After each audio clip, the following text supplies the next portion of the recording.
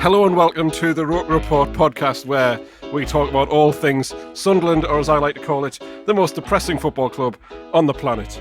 I'm lost for words, really, as to what's going on at the moment. But anyway, I'm Johnny, your host for today on ROKER RAPPORT. I am joined by the normal host of ROKER RAPPORT, Alex, but he's going to be on the other side of the desk today. Hello, Alex. I feel wrong. Yeah. I feel like I've been usurped. I feel like that scene in The Lion King, and you've just knocked my claws off the cliff, and I've fell into a horde of bison racing across the landscape below me. The king. Yeah, that's what it feels like right now. Yeah. And we're joined also by Anthony Gare. Yeah, wait a second. Say something like, "Oh, I'm happy to be here." Yes. So yesterday, the appointment of Phil Parkinson continues to prove to be a terrible decision by the club.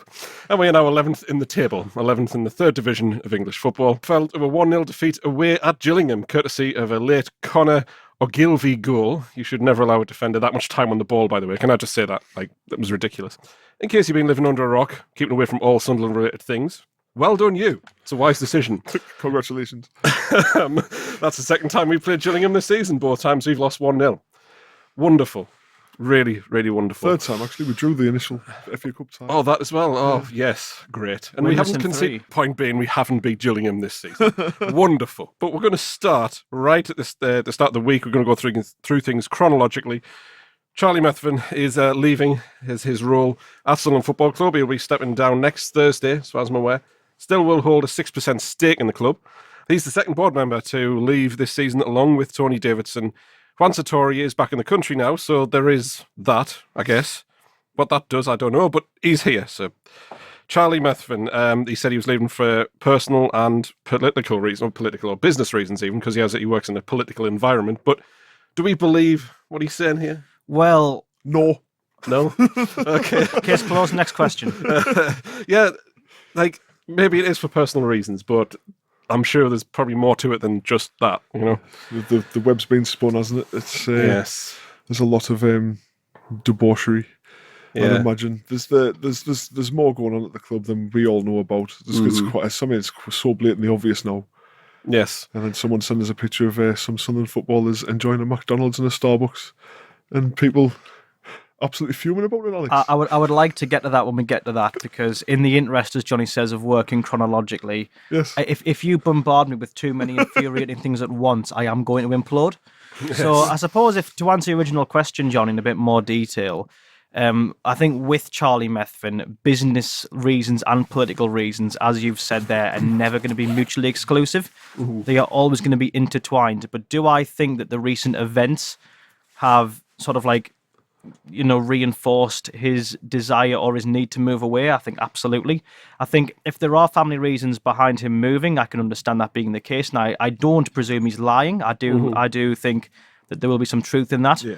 But I do think that obviously the situation at the club and how things have sort of fallen by the wayside on a PR front will have compounded the issue. I think there is definitely a case to be made there. Yeah, he's obviously one of those who we all know he's a good talker, and he'll say stuff and will be motivated behind what he says, and then when things don't go right, he does it all again, and we fall into that trap again of being he really has the club at heart and stuff, and then he comes out with stuff like calling the fans parasites, and it's well, don't do yourself any favours, do you? I mean, if we're to say this is the end of Methven's tenure at Sunderland, and if I'm going to look back, I'm not going to take the view that everything he's done at the club is awful and, good riddance, etc. I don't personally think like that. Whether or not that puts me in the minority or majority is immaterial. I think when I look at Charlie Methven and look at what he's done, I went to the talking at Townend, I think it was a month ago now, and a lot of the things that Charlie proposed, and there was substance behind them. He wasn't just talking, he was actually acting. He has done a lot of things for the club that I think are with the club's best intentions and are in the best intentions of any club in the position that we're in. That being said, there have been many things that he's said and that have been said on record, have been recorded, have been noted by the fans that are quite frankly just absolutely terrible things to say to fans of our demographic. Mm-hmm. There have been many comments pertaining to the working class context of Sunderland, to the fans themselves and their negativity.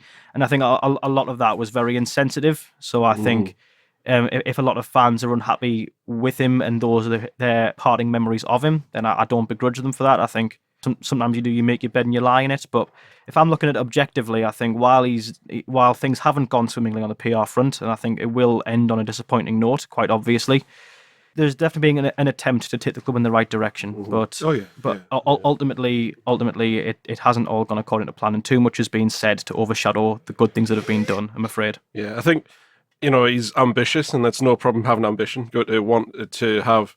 It's good to want to be part of a club which has success. And unfortunately, after the playoff final, maybe it felt like he just lost interest because he didn't get what he hoped in the first season. I think maybe he's just out of his depth as well. And some of the comments he comes out with, it's like I say, you just don't say that to football fans. No, the PR, Stuart and Charlie on the PR front both made blunders of very different types, but ultimately both were just sort of.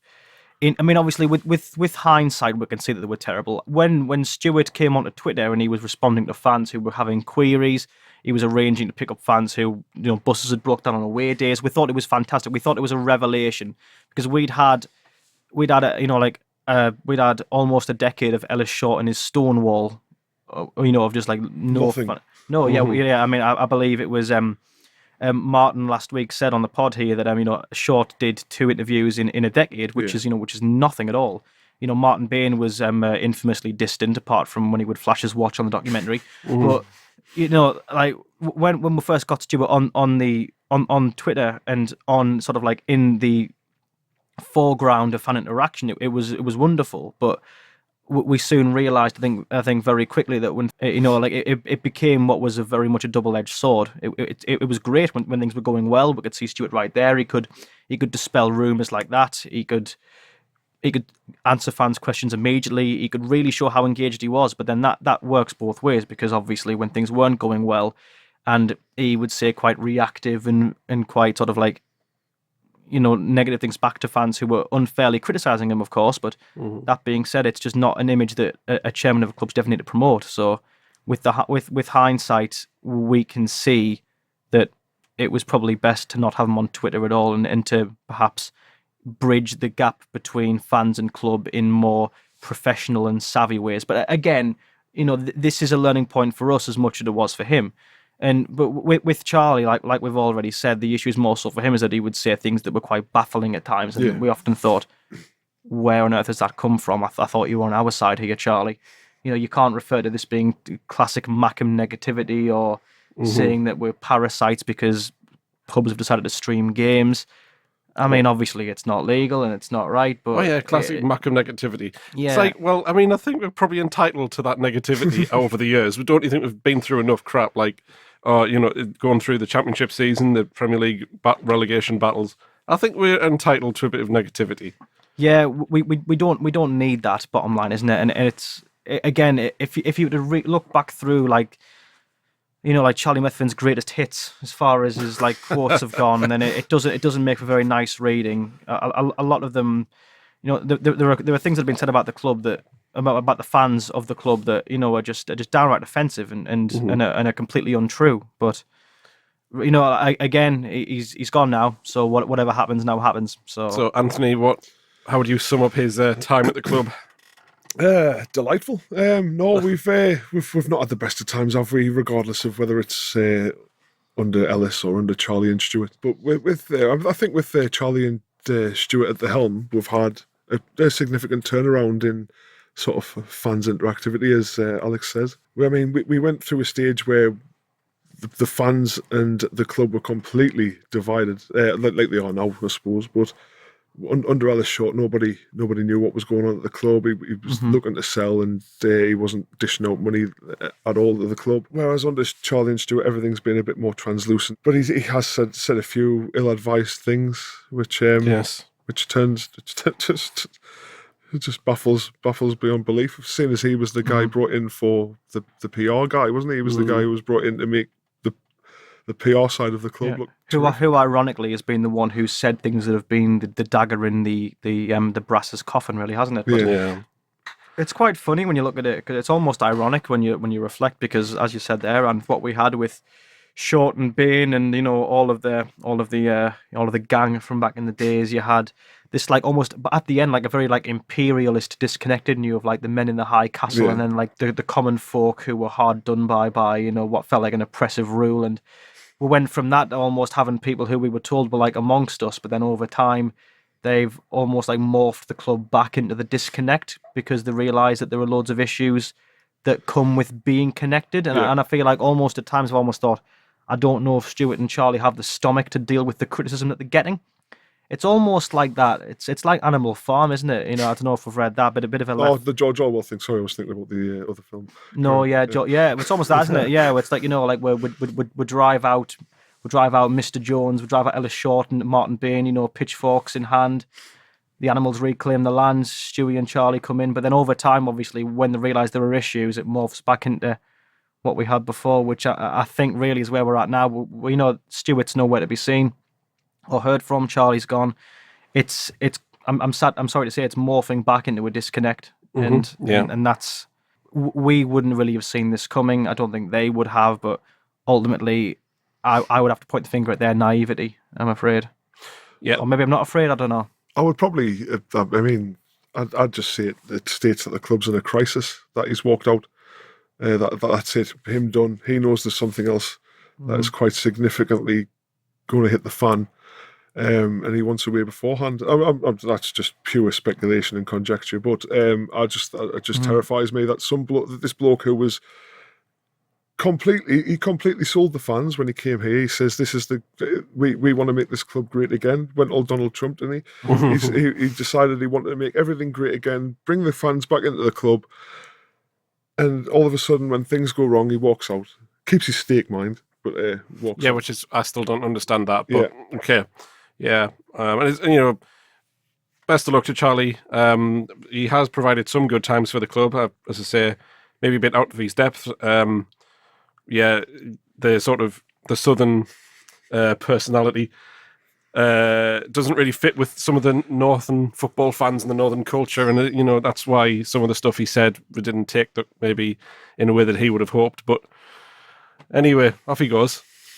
But off you go, Charlie. I'll see you whenever, I guess, if you might come back again or something. Yeah, thanks for the time, Charlie. Thank you very much. Thank you for the days. Unfortunately, it's time to talk about the misery of Sunderland versus Thank you very much for listening to the ROKER RAPPORT podcast. We thoroughly appreciate your patronage once again. We could just end it right here and just avoid Gillingham. But this isn't going to be particularly positive.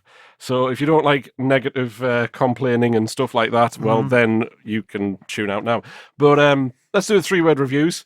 We have 298 replies to this. I'm not going to read all nearly 300 of them. Most of them suggest they want Phil Parkinson out. That's the majority of them. But some of these other ones are quite interesting. Michael Dunn says, disillusioned with football. Neil Graney says, any probationary period. Bilbo Ballbackens says, best ever references, and I love that Twitter handle. Graham Field needs to protest. Mark Carrick says, Parkinson out now. Neil Philip Thornton says, hello, League Two.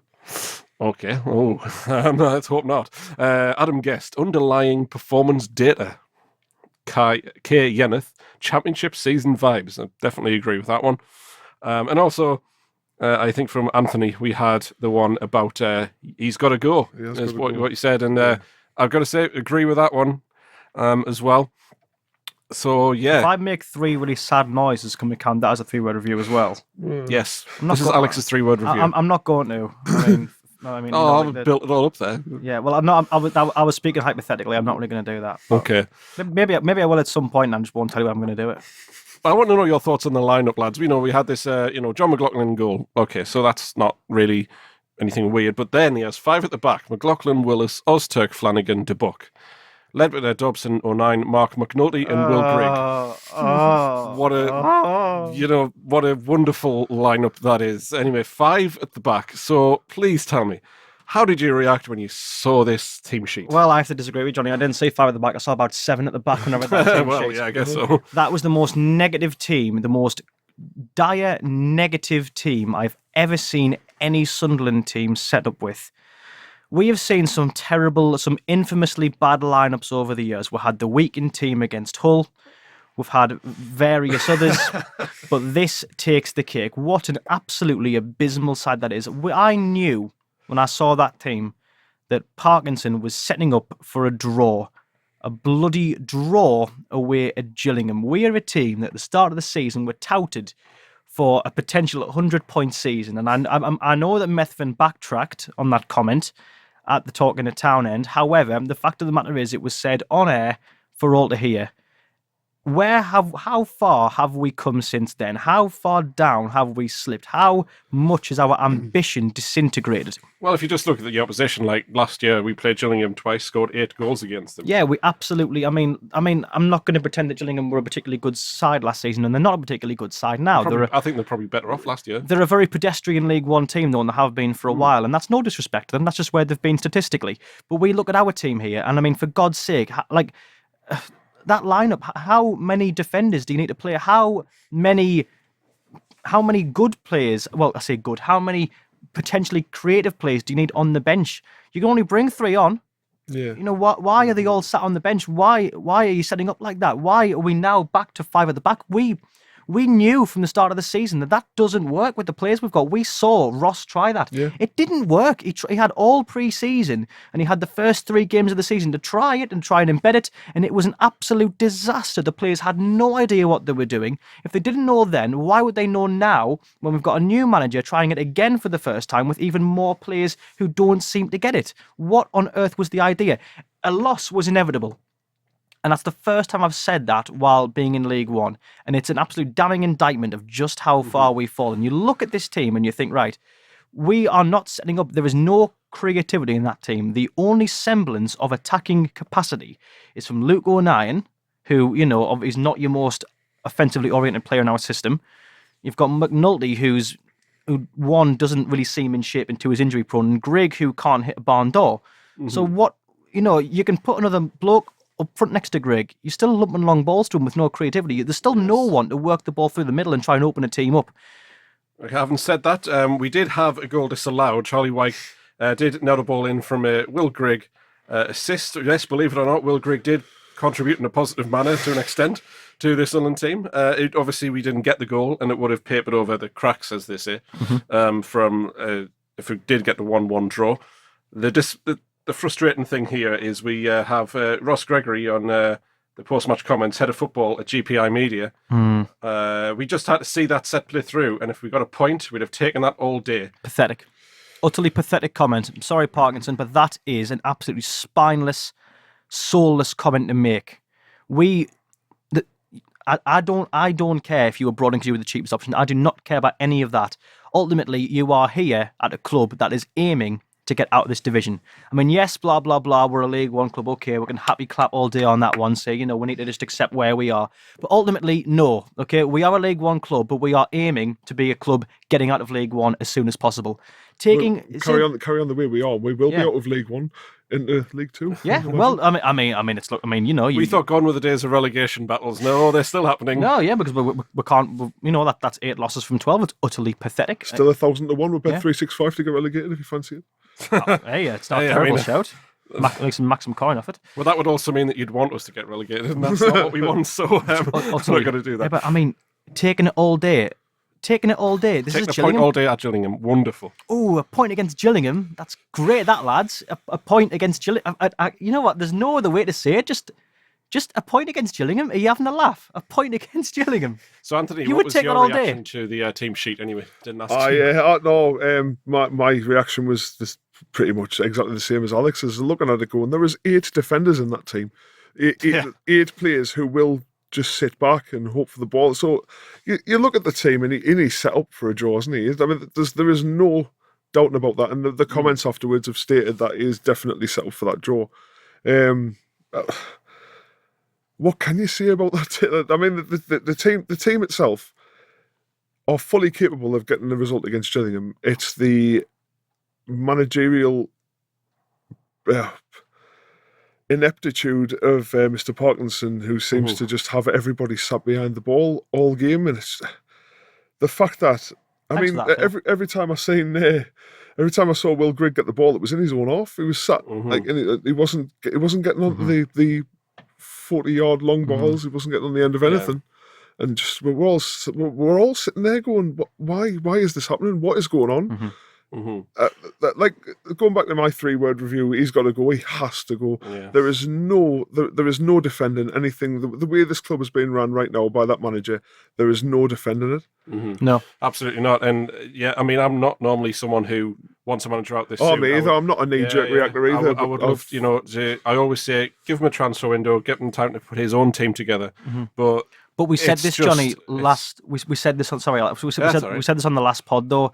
It was I believe it was Chris Weatherspoon who said it, and the point stands. But you have to justify getting to January. Like you can't just say to a manager, "Oh, but he needs January," because, like we said then, if you're saying he needs to get there before we can really judge him, you're consigning the first 2 months of his tenure to a predetermined failure. We could be in big trouble by the time January comes around. It's a long time. We are already a light year away from promotion. Yeah, like I say, normally I wouldn't be someone who wants a manager out after such a short time, but this guy, like, who's going to want to sign for us, really, if, at this stage, considering where we're going to be?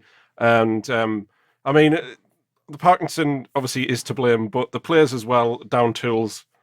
And it's a disgrace that professional footballers get paid to play football and they don't try. And it just feels like they're all almost protesting the fact that Jack Ross was sacked. Well, they look that way. Yeah. You look at some of them, I forget what game. I think it was not this game, but the game before against Burton. I think Lynch loses the ball and they run through, and he puts his arms down and he just starts like walking. And I know that's only one sort of specific example. It could look a bit like a straw man sort of argument there, but little things like that are very telling of where the integrity is and where the morale is at the club. And I think it is sorely depleted right now. Yeah. How do you talk somebody into joining the club right now? So you've got January coming. Hey, if you join us, right, we can get draws against the likes of Rochdale. But then you've got things. Heck yeah. We can take draws all day against Gillingham. The whole club's disjointed from top to bottom. I mean, we've got chairman walking out. That's finishing. I mean, we've got people who supposedly taking over the club who don't take over the club and give us a loan instead. We give the company loan of the owner of the club, like not even a loan to the club. It's a loan to. It's a loan to Stuart, isn't it? Basically. Yes. So I mean. We're in the oddest situation where if we go to, say, for example, we go to Marcus Maddison at Peterborough, who's in a better position than us right now, and we go to him, look, Marcus, come here, join your boyhood club. No, you're all right, thanks. I'm quite happy where I am. Yeah. Or I'll probably join a championship club. I'm quite happy at a relatively successful club in this division rather than one that's in perpetual crisis. Yeah, when I'm in a position where Wycombe Wanderers is a good team against Sunderland and you have a chance of beating us quite easily. That's so bad, man. Like, it's devastating. Someone like at the top of the table, you look at someone like Ipswich. I mean, fair enough, you're expecting that, but Wycombe Wanderers, they're on a really good run, and when we play them, they will be favourites to win. But you know why they're on a good run? Because they just run properly. They've got a good. You're a big fan of their manager, aren't you? I am, but it isn't Ainsworth. He's got quite nice hair. I'm not going to lie. Again, that's entirely ad hominem. But you look at the way that clubs like that are run, and it's just from top to bottom. There is just this like sheer cohesion across everything. Yeah. Like everyone's in it together. Yeah, like I strongly believe that if we did hypothetically poach Ainsworth from them instead of getting Parkinson, they would have got somebody else in. They would have still there still would have been like a relatively successful club, that would have at least been like modestly all right for, I mean, obviously Wycombe Wanderers, that's not a club of a particularly big stature. They would admit that as much as I'm saying it now, but the way they run is just excellent. They've got an identity that's consistent across the entire club, whereas we, as Anne said there, are disjointed from top to bottom. As you see, you've got a chairman walking out. There's big questions over the recruitment. No one quite knows how that's going. The players seem to have down tools. The manager's gone from this like forward runs, forward passes approach to suddenly let's play 7 men behind the ball and take a draw at Gillingham. No one knows what the other person's doing. Like there is no like communication between anyone. Nobody looks like they have a Scooby what the next person's doing. Well, for me, I don't think it really matters who the manager is because Tony Coton is still the head of recruitment and it's proven to be not working. So if Kevin Phillips came along, he still has to go through the same recruitment process and then it'll make him look bad.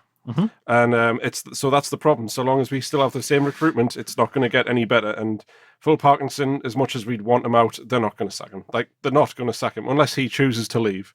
They're not going to fire him. So No. we're stuck in this position. I think I said it before as well, and I said it, and when I said it at the time, it sounded like quite a crude comment, but like, I suppose mercifully for me, it does stand. But when Parkinson for me felt like appointing Chris Coleman. We've appointed someone who seems to be a reputable personality, but is ultimately a perpetual loser. Is someone who is known, who is in recent times known a lot of failure and probably dines out on a few sort of like shards of success. Coleman took Wales to he took them very far into the Euros, but prior to that, he was known for failing at various different Football League clubs. Parkinson equally. Okay, Methven banded the line that but he got Colchester promoted and kept them in the where was it, in League One, in the Championship? He kept them somewhere. Yeah, he got them up in the Championship, and then Geraint Williams took them over. Exactly. But then that's ridiculous as well. Because saying but he got them there and kept them there. Well, no, Charlie, he got them up, but then he got sacked. Yeah. So he didn't like. I mean, I'm not saying that it's a bad thing that he got a team promoted from League One, because that is our objective. But don't lie about his achievements. Because, or at least, or don't get your facts wrong. I was going to say, he's probably not lying about these achievements. He probably just didn't know. Okay, but that's equally as terrible. Whether you're lying or you don't, because what you're saying is you're either prepared to lie to the fans about who you're appointing, or you don't know enough about the bloke you've just appointed to be the manager. Both of those are quite worrying. But anyway, he's gone now. Let's focus on Parkinson. Parkinson failed at Bolton. Okay, yep. He did. Right, Bolton were a failing club, but he had only known loss after loss, week in, week out. He had known constant, unrelenting failure. Mm-hmm. And then we've just taken a bloke on who's had loss after loss, who's used to losing. And it's no coincidence that Stuart Donald leaves Twitter and then he brings in Phil Parkinson. He knew exactly what was going to happen. Yeah, absolutely. Yeah, he knew exactly the backlash he was going to get from that. And so that's why he done it, leaving the social media realm. And it's started off as not too bad, that 5-0 win against Tranmere. I thought, okay, maybe something is in this, and then we beat Southend barely, who were an absolutely dreadful team. Mm-hmm. We just beat them by 1 goal, which that's not really anything to get excited over. I know it's a win, but still dreadful. And just losing every week to teams like Shrewsbury, teams like Gillingham, teams like Burton, who have become a bogey team for Sunderland, by the way. We've never beat them since the first 2-0 win. When did we all... there's been like a point I've noticed in the past fortnight, right, where everyone, not you, but like everyone started saying Shrewsbury. Have we always done that? It's definitely Shrewsbury. I've always said Shrewsbury, like taming of the shrew, Yes. But like for some reason, like recently, like I've just noticed this. Like it's just everyone I've noticed. Yeah, I've all the radios. Everyone's starting to say Shrewsbury loads, and I don't get it. But, even people from Shrewsbury will tell you it's Shrewsbury. Take that word for it. I think I've just always listened to Soccer Saturday, and that's how they say it. So I'm just like Shrewsbury. I mean, it's not really a deal breaker for me. But... I see the steam coming out your ears, Alex. You're fuming about it. FEWMING. Fuming. Okay. We all are anyway, aren't we? Yes, and so this is a daft question, but I've got to try and find some positivity. Anything from that game that you saw from the team in any shape or form that was like, okay, that was not too bad. That was something that we could maybe build on. Is there anything? White came back from his injury, didn't he? That's a start. What White's capable of White's anatomy is capable of repairing itself like every other human's body. There we go. So that's a positive. White did have a shot from outside the box which just missed. I remember that as well. Nice. Yeah. We should have scored about 60 minutes in once. Yeah, we actually had a few chances. That Gillingham, of course, had one shot on target, I believe, and that was the one they scored. But that's deceptive, because they had about 30 shots and all of them were off target. Yes. And let's go back to the goal, though. I'm sorry, we have to. The goal, as I say, it falls to the defender. He's given a lot of time on the ball to turn, and like a centre back, or was he centre back? He's a right back, I think he was, but he finished. Back, yeah. But he managed to finish like a centre forward should, like Will Grigg should be finishing, and how do you let someone with that much time on the ball? It's just not right, especially at this level. Well, I think what it shows is that what you'll find with the average League One defence, which I'm afraid we do have, is that there's always the like margin for error, maybe like once per game. I often expect League One teams to drop the ball at least once like that, so you have to compensate for that by having some like attacking threat and intent. But when you're playing for a draw, and when, as Mr. Parkinson says, you would take that all day, then you incur a consequence like that because we don't create, because we're putting 7 uncreative players in both defence and midfield. You've got 09 there, and you've got Greg and McNulty, who, for various reasons, aren't good strikers at the moment. Mm-hmm. So when you have a team that has never, like, I looked at that team and I thought, that team looks like it couldn't score in about that team looks like if it could play for a decade consistently, it wouldn't score, because it just looked like there was no goals in it at all. Mm-hmm. So naturally, you could imagine my sheer surprise when we do concede, because we, like I say, we had one moment of complacency, but then because we couldn't capitalise, we lost. And I know there's the argument to be made that maybe that goal shouldn't have been disallowed, but we can't just blame the officials for absolutely everything. I know that they're crap, but we can't blame them all the time. We have to make our own luck at some point. Yeah. Other teams in this league, like, you've got Rotherham, who went and like Hyde Southend 7-1. You look at teams who can just score for fun because they're well drilled and they're organised and they're positive, and we're just not. And again, we can't just point the finger at the officials because it makes us look weak. There are other teams in this league that suffer from bad officials, but like I said, they make their own luck and they win games regardless, because they know that they need to have enough in them, enough character, enough skill, enough ability. The ability's there in our team, but the character's not, because we're just. I think we all, fans included, we all just want to point the finger at the officials. Again, we can't blame the officials. We can't bemoan officials' decisions when we're going for a draw against Gillingham. It's just like, we should have easily be putting 3 or 4 past the side like Gillingham. Of course. Yeah.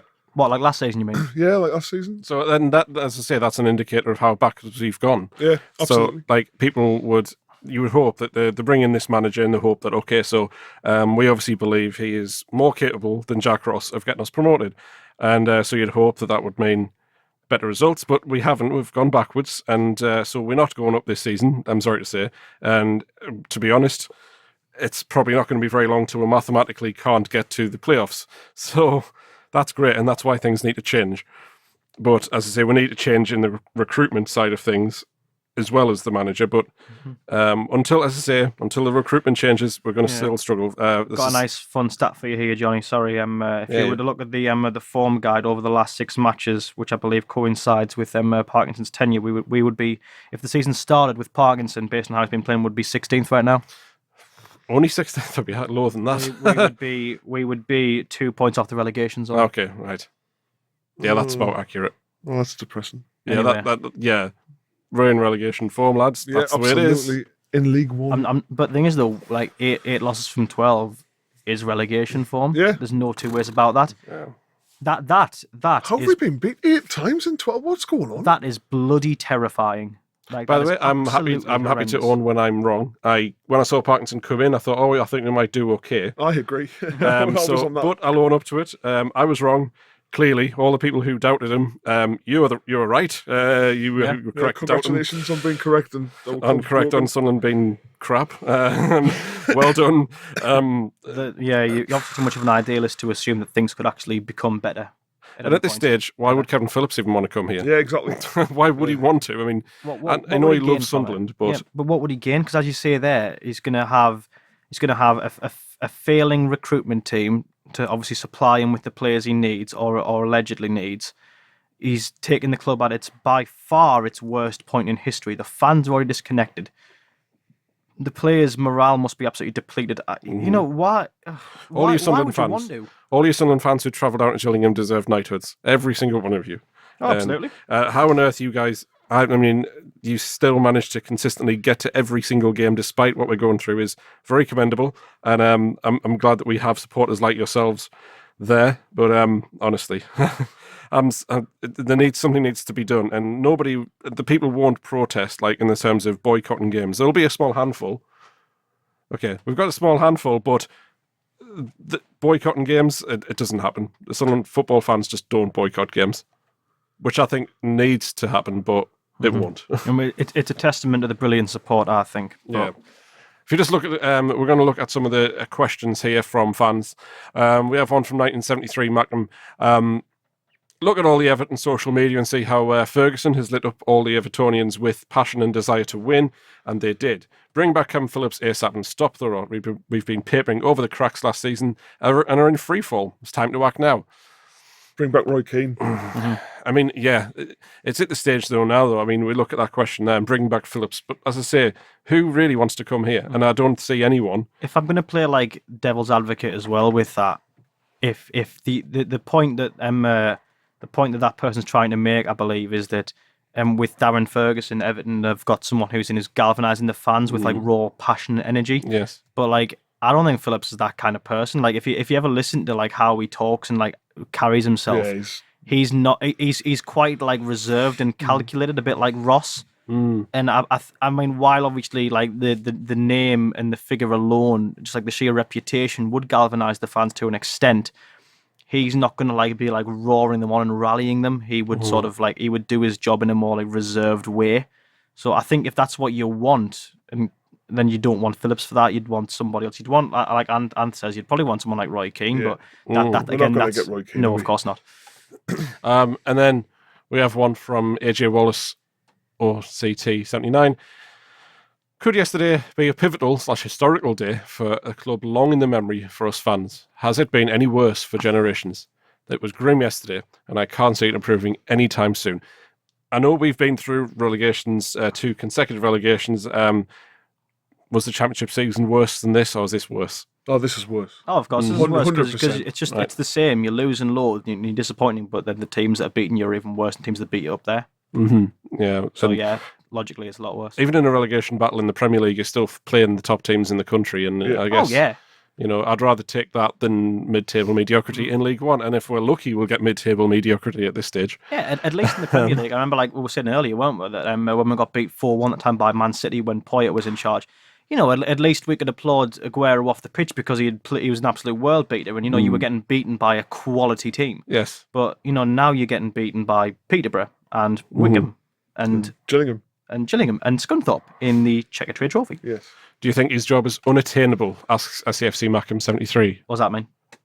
Basically, is now maybe untenable, just like untenable. He has to go. Do you think he just has to like? I mean, he has to. But do you think he will? Like, I mean, I said he won't get sacked, but do you think he would walk? I would like him to, because I don't think he's very good. Would he? You just spoke my words right there. It's great, man. I don't think he will, though. I think he's not going to walk, is he? No. I mean, he was given 2.5-year contract? Yes. Oh my! Wonderful. That's great. I mean, I'm not one that. I mean, I don't like to dwell on negativity. I really don't. But if he stays in charge of this club for any sustainable period of time, and we are going to be a broken football club for a long time. Sunderland versus South Shields could be a football fixture that's not just friendly at this stage. About 2 years' time. Sunderland RCA will be a derby if you're not careful. At Davey, the coach, says, can Phil Parkinson be trusted with a transfer pot to bring in the right players? Absolutely not. Why would he? Why would he be? Why would you trust somebody who's incapable of managing the players that he has now? Yes, players like Aidan McGeady who are proven international footballers, and now we can't even get an attacking note out of them. They don't attack. They don't do. It's if he's telling them to go out there and do that, then fair enough. It's all on him. But the players are just not playing for him. And if we're to sort of spend something like 5-6 million in January of this 10 million loan that's been given to War Stewart. I can't see players coming here and being having any confidence instilled in them by this manager. Well, you talk about that 10 million loan. So basically, we can sack Phil Parkinson, but it would cost that. Yes. So we have the choice of either using that to get rid of the manager and bring in someone who can only rely on free transfers and loans, or keep them and let them spend money. So that's the. I guess it's a double-edged sword, isn't it? A vicious circle. What do you think? What do you think's the best option there then?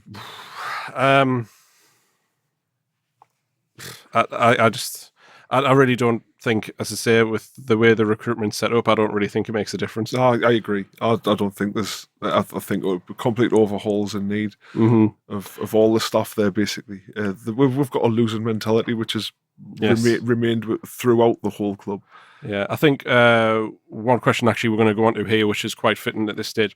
Red Jasper 73, what needs to change and how? In my opinion, just sacking the manager won't work. It goes much deeper than that. The current group of players are not working. Recruitment, not working. Tactics, not working. Leadership from top, not working. So the question I was going to ask is, which players need to go? And I know it's easy to say all of them, but if you could pick maybe 3 players that need to go, who would you say?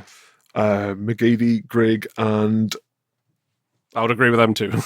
somebody else. No, I don't want to get rid of Ledbetter. I think he's probably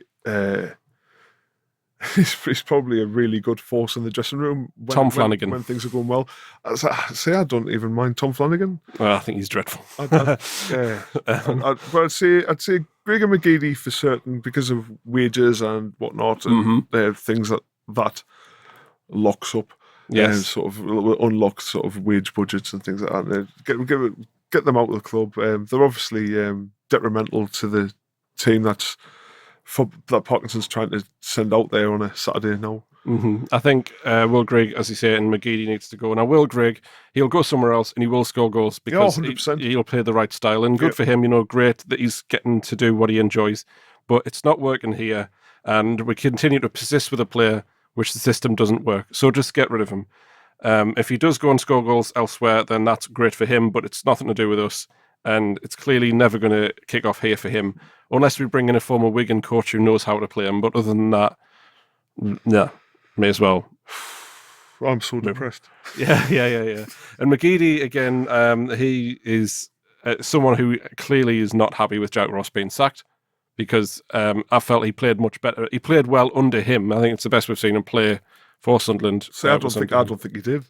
Yeah. Personally, I think he play well for 15 minutes and he'd do nothing for the rest of the game under Ross. Yeah, but he was turning games on his head by himself. But that tells you how bad he's been because exactly. Those 15 minutes in those games where that was the best we'd seen him play. Yeah. And this season he's just done nothing. There's nothing. He scored the penalty against Burton. Whoop-de-doo. Wonderful. But other than that, no, he's terrible. Again, another player who probably will do well elsewhere, but we just need to focus on ourselves. And if it just doesn't have the chemistry, just doesn't work, then move him on. Simple as that. Really. We used to blame the egos. Remember, it was the egos that was the fault, and now we've got no real big egos at the club now. And what do we blame now? Yes, we can whinge all day about Phil Parkinson, or Stuart Donald, or Charlie Methven leaving. How does it turn? How do we turn this around? How does the club become successful again after a result like yesterday? I mean, it's quite fresh in the mind. We've just been beat 1-0 off Gillingham. We're 11th in the league. We're destitute, aren't we? We're absolutely. I can't see any light at the end of the tunnel. Yeah, it's like every week. It's like it's a new low every single week. Yeah. We've reached a new low, and the next week another new low. Keeps on happening. And we just so happen to be getting a visit from Simon Grayson's Blackpool next weekend. So that's wonderful. That narrative writes itself, doesn't it? Yes, he wasn't written in a good light in this Sunderland documentary, he will tell you. And now he can have the moment in the sun. Be like, oh, well, he's come back and he's got his revenge for the way he was treated by Netflix or whatever. I quite liked him. When Grayson was appointed, I thought he was the natural progressor to whoever it was that was in charge before. I forgot. Moyes, wasn't it? Yes. I thought he was. I thought he would have came in, got rid of the big egos, and still there's nothing. I honestly, we're going on a bit of a tangent, but I believe he was probably a better manager than Chris Coleman. And I know that Chris Coleman had a big personality, but that was all he had. Yeah, I think we all liked Chris Coleman. He was a nice bloke, but his managerial acumen was left a lot to be desired. There was basically. Oh, we're an absolute basket case, aren't we? We've had every manager under the sun who's capable of doing a job who are completely incapable of doing the job. Yes, it is so baffling. Like we're just. Like some Sunderland fans will say, bring Neil Warnock in. You really think Neil Warnock is ever going to come to Sunderland? I would love Neil Warnock. I would love to have Neil Warnock, but he would need money. And I mean, even Tony Pulis, I mean, like even he would do. He would be awful to watch, but he would get results out of the team. Hangover has progressed. But my gosh, he would, again, another manager who, that shows you how bad it is, he would do a better job than Parkinson. But again, he would want money to buy players, and we don't have that. So we don't have a pureless team, so No. we'd have to completely revamp everything. bring Charlie White up front is fine for him, though. Yeah, but he's going to be injured. And Oh, yeah, he'll be injured, and that'll be the end of that, and be back to square one. And again, another manager who will do well elsewhere struggles here. Mark Triggs. Okay, so this is the important question, you see. When we get promoted with 100 points, which route should the bus parade take? go away. Oh my God! When we get 100 points, the bus parade will probably go straight off the Queen, Alex. Not off the new one. No, not off the new one. No, we'd keep that. That's the most positive things the area's had in a long time. Yes, indeed. Yeah, that was Mark Triggs. Thank you for that question. Apart from Gala Bingo, I mean, everyone likes a Gala Everyone Bingo. So, loves a good Gala Bingo. Yes, Mark Triggs. If you are listening, where would you have the bus parade go? Let me know what you would do. How Triggsy get back to us. Yeah. Come on, we've had nothing positive. Let's hear from you. I want to know something, just something good. Anything, and this bus route I'm very interested in. I want a bus parade for our next win. Yeah, but that may as well. That's how bad it is. Let's just have an open top bus celebration for potentially beating Blackpool. Every point we get, let's have a bus parade. Let's just do it. Blackpool is now a better team than Sunderland. Yay! I'm going to vomit. And that's not just because you're hungover. That's not. No. You know, we can't really say much more about this this time as a Sunderland fan. We'll just get this bit out the way now. Sunderland play Blackpool next week, as we've said. What's your score predictions? And if there is any goal scorers, if you think by some miracle they've learned how to score, who would they be? It'll be 1 or 2-0 to Blackpool. I don't care who scores for Blackpool. It's just going to happen. We will barely get out our own half like we did against Gillingham in the first half. And second half, we'll have a bit more of an attack, but Blackpool will steal 2 on the counter and will inevitably come back here, do this, and whinge about Phil Parkinson. Yeah, and then he will tell us how, if we got a point against Blackpool, that would have been an amazing point. Wonderful. Yeah, everyone who's listening, I'm sorry, this is a very unprofessional podcast, but, there comes a time when you support Sunderland, there comes a time when you're like, well, what can we say, really? I mean, what is there to say anymore about this club? Because every week it's the same thing, same disappointment, and it's just like... there's only so much you can talk about. This is why an open top bus parade, Alex taking pictures, is more exciting than talking about Sunderland Football Club. Well, to be fair, it was amazing. Yes, yeah. And but we're going to end on a high note. One thing that we have had this week that was brilliant: Sunderland Soup and Kitchen Food Bank fundraiser. Oh, absolutely incredible! Incredible, absolutely wonderful. We have a £16,000 target. This is when I was recording, but this might have gone up to. We might have passed the target by now. At this stage in talking, we did have £15,881 raised, which is incredible. There are things like that when football is second to something as incredible as this. All the fans, everyone has put money towards it. Thank you so much. You've all been incredible. And well done, everybody. Absolutely fantastic. Yeah, and we do actually, if you look on at ROKER Report Pod, we do have a pinned tweet, and you can find the link down there if you want to donate any more money towards this great organisation. Thank you once again for everyone who's got involved. Please read Tom Albrighton's piece on being at the soup kitchen the other day as well. It's a great, it's a great piece. Very emotional, but he's done some good work there, and filled me with pride. We SAFC fans look after each other. This is who we are. We aren't a negative fan base. We aren't uneducated Northerners. We care about our people, our region, our city, and what it represents. Doesn't belong to anybody but us. And this is why money like this just wonderful. It really is. So thank you once again. I know I've said that a lot of times, but it can't emphasise just how good it's been. If this podcast was just us repeating thank you over and over again, it would be better than what we've just been talking about before this. Yeah. Yeah, and as for me, in terms of the game next week, yeah, we're going to lose and we're going to get beat without scoring. So that's all I'll say. I don't know what the score is going to be. I don't really know how much of an attacking side Blackpool are, but they'll probably score enough to win. So Simon Grayson, congratulations for your win on your return to the Stadium of Light next week. And with that, this has been your host for the ROKER Report podcast, Johnny. Alex, thank you very much. I know you've gone, but thank you for your... Well, looking at a derelict chair. Yes. Yeah, it's fine. Well, you'll listen back, Alex, and just remember we thanked you at the end. So go and thank you and for joining, despite the fact that you probably should just be in bed at this moment. I'm probably about to die on the way home. Yeah, that'd be great. Yes, well, thank you for joining us, and we will see you next time, and hopefully we have a slight positive thing to talk about. Farewell.